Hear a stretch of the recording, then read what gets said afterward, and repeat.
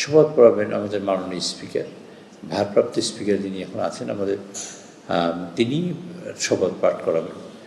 আজকে আপনাদের যেটা জানাতে চাই সেটা হলো মাননীয় রাষ্ট্রপতি নির্বাচন ইনশাআল্লাহ আজকের দুপুর 2টা থেকে শুরু হবে। আমাদের আজকে রিটার্নিং কর্মকর্তা থাকবেন মাননীয় প্রধান নির্বাচন কমিশনার, এবং মাননীয় সদস্যবৃন্দ আমাদের যারা ভোট দেবেন তারা মাননীয় এমপিরাই থাকবেন। তারা স্ব আসনে বসবেন এবং সাহায্যকারী যারা থাকবেন তারা সেখান থেকে কাগজ নিয়ে, ব্যালট পেপার তাদের কাছে নিয়ে যাবেন। তারা একটা মুড়িতে নিজের নাম লিখবেন এবং যেটা ভোট দেবেন সেখানে নিজের নাম লিখবেন।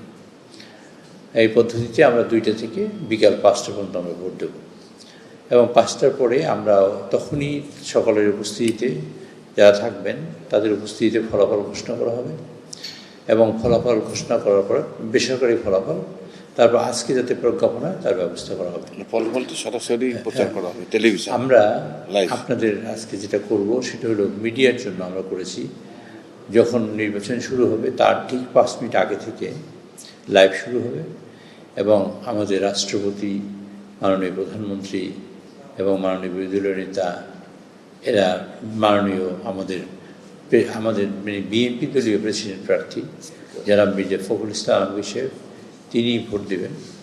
এই ভোটগুলো আমরা সরাসরি সম্প্রচার করব, লাইভ হবে। এরপরে আমরা আর লাইভ করব না, কারণ 2 ঘন্টা 3 ঘন্টা লাইভ থাকলে মানুষের কোনো কাজ না থাকলে কী দেখবে বসে, সেই কারণে আমরা লাইভ করব না। কিন্তু সব রেকর্ড থাকবে, মানে ইনট্যাক্ট রেকর্ড থাকবে, যাতে কোনো অসুবিধা না হয়। আবার নির্বাচন শেষ হবে ঠিক 5টায়, 5টা বাজার 5 মিনিট আগে আমরা লাইভ শুরু করব। কাউন্টিং, ফলাফল ঘোষণা সবটা লাইভে হবে, এটা আমরা লাইভ করব। আর এরপর লাইভ করব, এই তো কাজ। তারপরে আগামীকালকে ইনশাআল্লাহ 21 তারিখ সন্ধ্যা 7:30টায় আমরা বঙ্গভবনে যিনি রাষ্ট্রপতি নির্বাচিত হবেন তিনি শপথ গ্রহণ করবেন এবং সেখানে শপথ পাঠ করবেন। এবং শপথের ব্যাপারে অনেকেই আমাদের প্রশ্ন করেছেন। শপথ পড়াবেন আমাদের মাননীয় স্পিকার, ভারপ্রাপ্ত স্পিকার যিনি এখন আছেন আমাদের, তিনি শপথ পাঠ করাবেন। আগে ছিল, এটা আপনাদের জানার জন্য বলছি, আপনাদের কোশ্চেন থাকতে পারে যে আগে তো রাষ্ট্রপতিকে শপথ পড়াতেন প্রধান বিচারপতি, সেটা 15th অ্যামেন্ডমেন্টে এটা পরিবর্তন হয়েছে। পরিবর্তন হয়ে এখন মাননীয় প্রেসিডেন্টকে শপথ পড়াবেন।